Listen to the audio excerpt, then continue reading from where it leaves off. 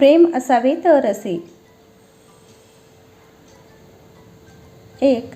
नवरा बायकोचे नाते हे अतूट असते, ते कधीही तुटणार नाही असे असते. पण हे नाते एकमेकांच्या प्रेमावर, विश्वासावर अवलंबून असते. प्रेम म्हणजे काय? शरीरावर केलेलं प्रेम नव्हे, तर मनाच्या एकमेकांच्या भावनावर केलेलं समर्पण होय.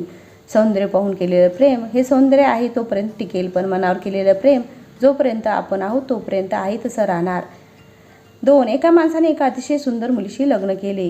3. लग्नानंतर दोघांचे आयुष्य खूप आनंदात जगत होते. तो तिच्यावर खूप प्रेम करायचा आणि नेहमी तिच्या सौंदर्याची प्रशंसा करत असे. पण काही महिन्यानंतर मुलीला त्वचेचा आजार झाला आणि हळूहळू तिचे सौंदर्य मावळू लागले होते.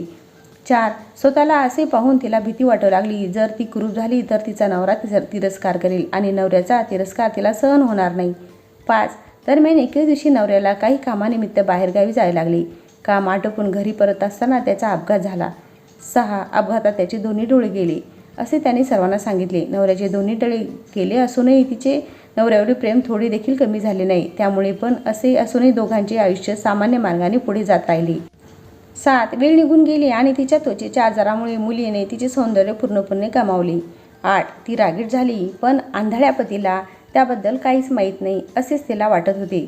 त्यामुळे त्यांच्या सुखी वैवाहिक जीवनावर परिणाम झाला नाही.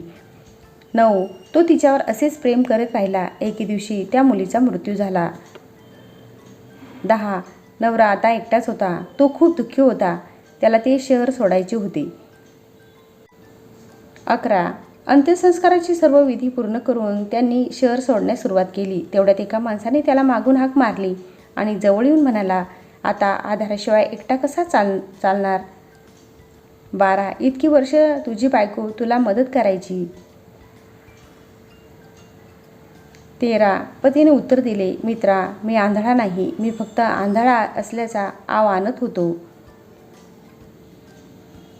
14. कारण जर माझ्या बायकोला कळलं असतं की मला तिची कुरूपता दिसली असती तर तिच्या आजारापेक्षा तिला जास्त त्रास झाला असता. 15. म्हणूनच मी इतकी वर्ष आंधळे असल्याचे नाटक केले. 16.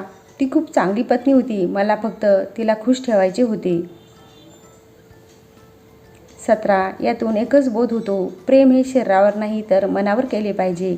आनंदी राहण्यासाठी एकमेकांच्या कमतरतांकडेही डोळे मिटले पाहिजेत आणि त्या कमतरतांकडे दुर्लक्ष केले पाहिजे.